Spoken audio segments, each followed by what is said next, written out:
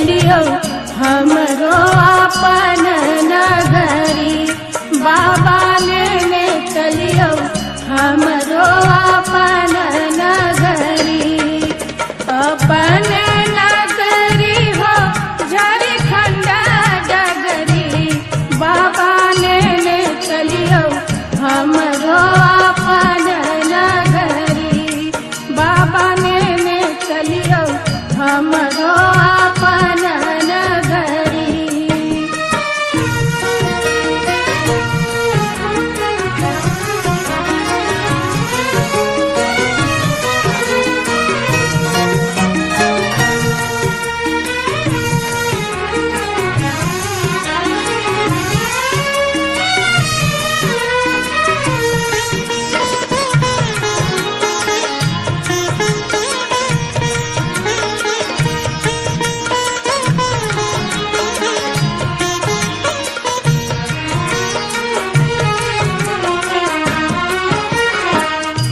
अंगना बहारब बाबा घर बहार।